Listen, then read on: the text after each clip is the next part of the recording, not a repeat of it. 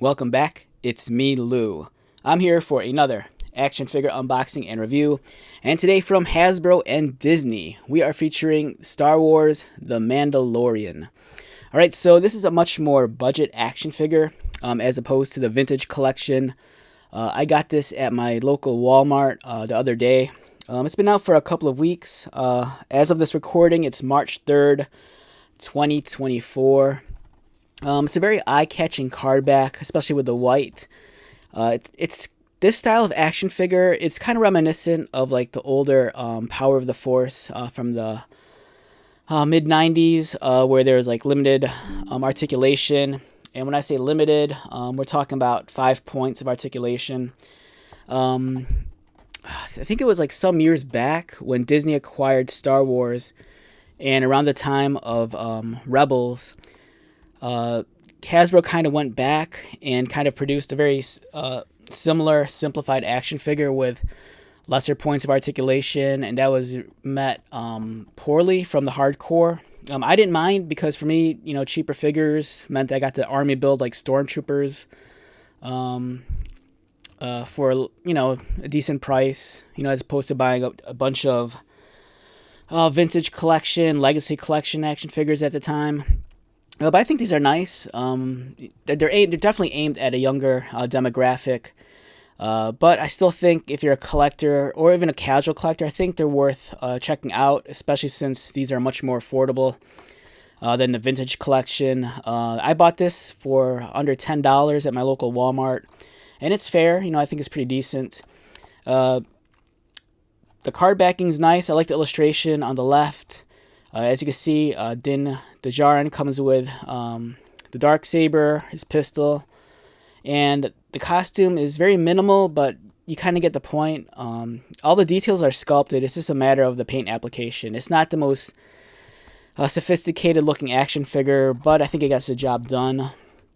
And on the back, the Mandalorian is a formidable bounty hunter in an increasingly dangerous galaxy.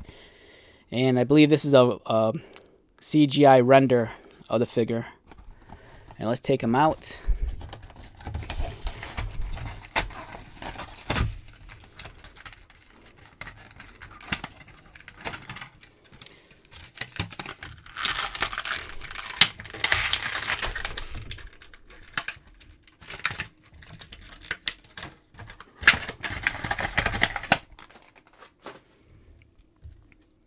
So he comes with his pistol, which we see right there. It's a nice looking blaster.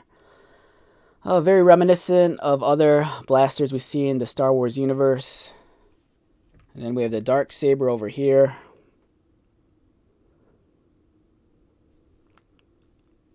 Like I said, the details are all there. The paint applications is just very basic, very minimal. And, the action figure really exemplifies that. It's not a bad figure. I think it's decent. It's not in the same league as the vintage collection, but for me it's forgivable. I think I'm a little bit more lenient just because I grew up on the original Kenner action figures, and then I loved Power of the Force. Contrary to what people might say about like those early waves with like the super buff Luke Skywalker, I thought those figures were great. Yeah, it's a nice figure. The articulation, again, it's very limited. You're probably looking at maybe 5 points of articulation. And I don't mind that. As I'm handling this really takes me back. It really strikes a chord of nostalgia with me. I kind of wish, though, that the holster was hollowed out so you could put the blaster. But, it's a basic figure, so you're not going to find, like, premium features like that on this. And let's equip his weapons. Yeah, so there we go. Overall, it's a very solid action figure. And for the price point, I think it's decent. And then the cape is removable. As you can see, it's notched out. So if you happen to have the Naboo fighter, this guy will probably easily fit in there. Alright, so with that being said, let's wrap this one up. Once again, my name is Lou. If you're new to my channel, welcome. If you are a returning viewer or subscriber, thank you so much for your continued support. I greatly appreciate it. So until the next video, be safe, take care of yourself, buy lots of toys, and most importantly, be happy. And I'll see you at the next one.